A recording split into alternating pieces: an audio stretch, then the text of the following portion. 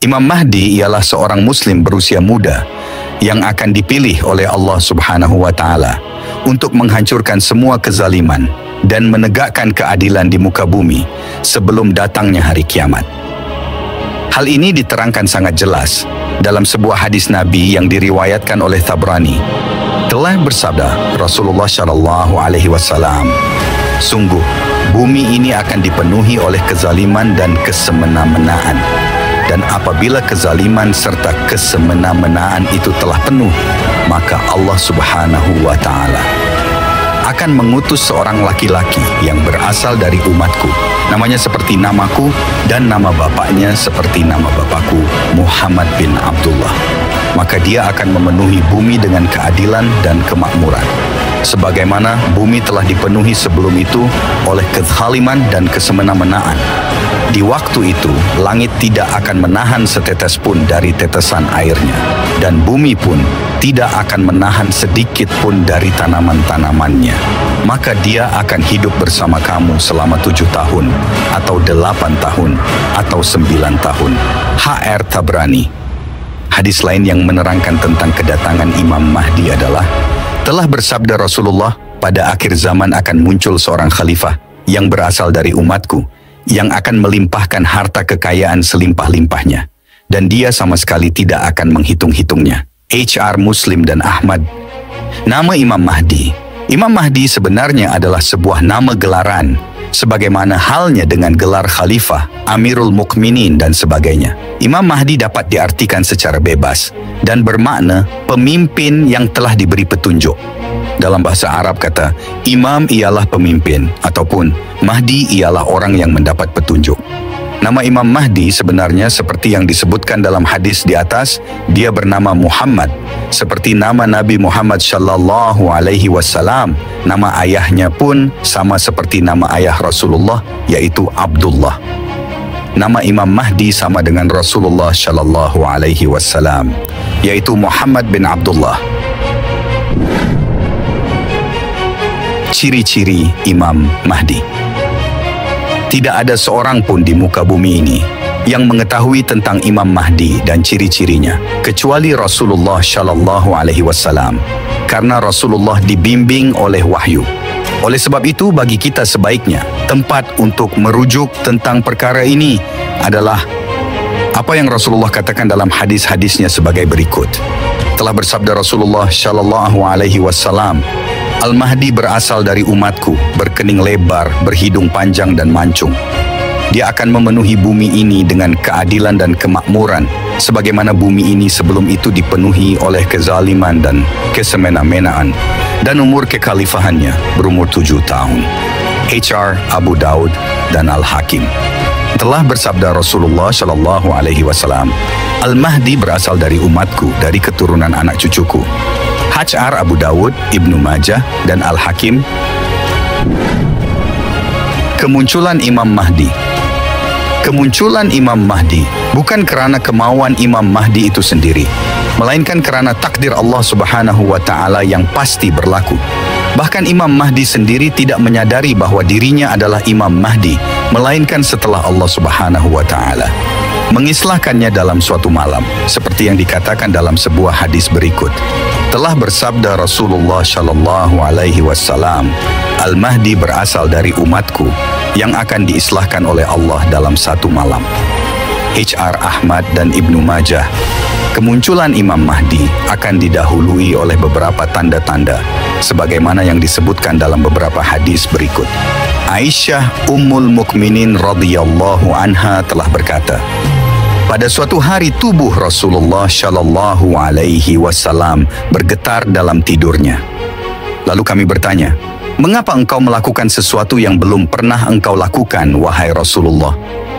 Rasulullah menjawab, akan terjadi suatu keanehan, yaitu bahwa sekelompok orang dari umatku akan berangkat menuju Baitullah, Ka'bah, untuk memburu seorang laki-laki Quraisy yang pergi mengungsi ke Ka'bah, sehingga apabila orang-orang tersebut telah sampai ke padang pasir, maka mereka ditelan bumi.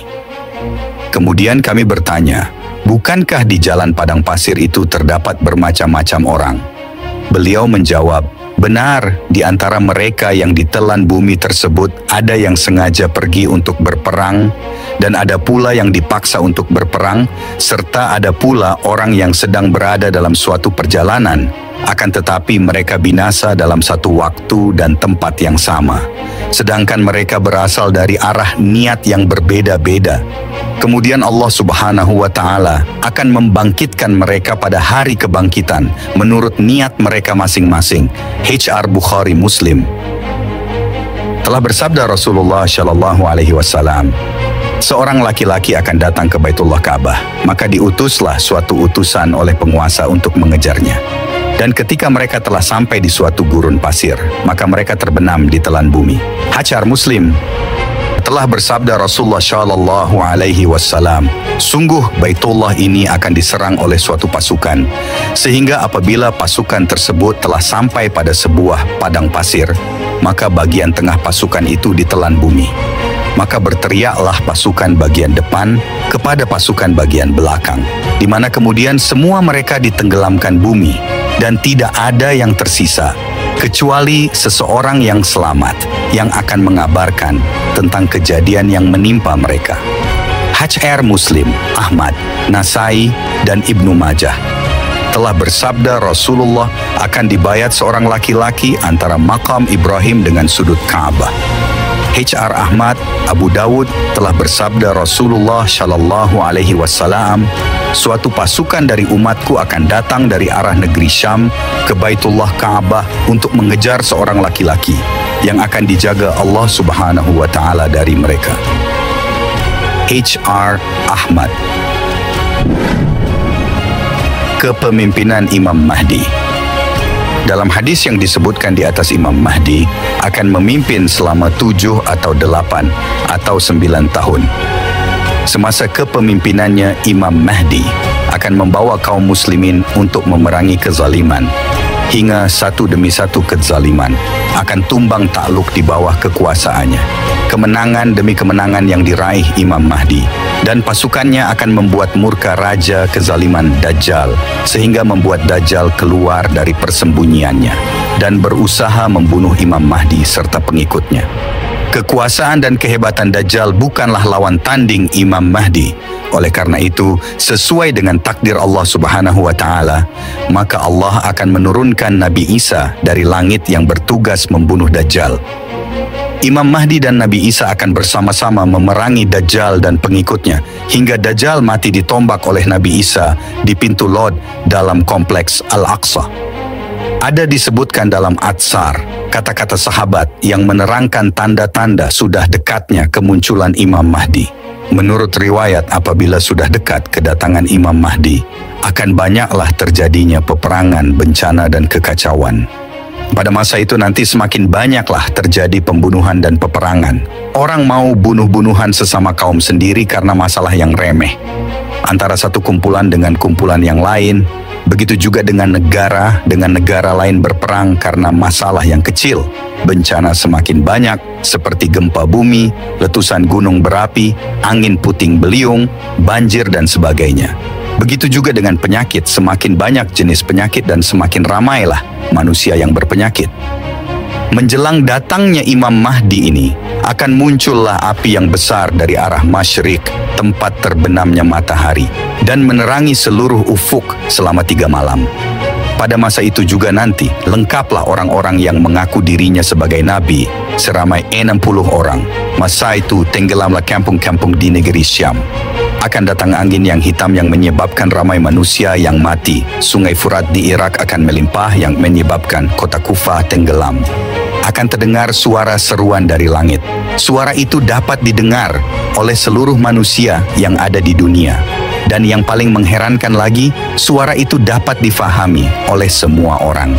Ini karena semua orang mendengar panggilan itu dalam bahasa sendiri.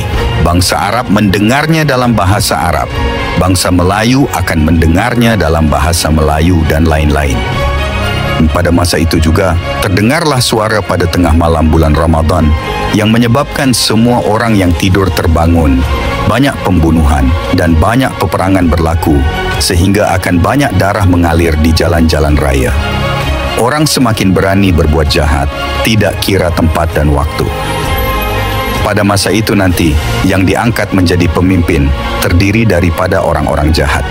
Pemimpin jahat dan orang yang dipimpin pun sama-sama jahat. Dalam sebuah hadis ada menyatakan bahwa manusia pada zaman itu yang beriman pada petangnya, tetapi esoknya sudah menjadi kafir. Bukan berarti petangnya dia Islam, tetapi esoknya Yahudi atau Nasrani. Maksudnya di sini banyaknya orang nanti akan kafir nikmat. Apa-apa saja yang dikaruniakan oleh Allah Subhanahu wa Ta'ala tidak disyukuri dan tidak digunakan di jalan yang diridhai Allah. Menjelang turunnya Imam Mahdi dikatakan tentara dari Turki akan datang ke Jazirah Arab. Mereka datang untuk menakluki tanah-tanah Jazirah Arab.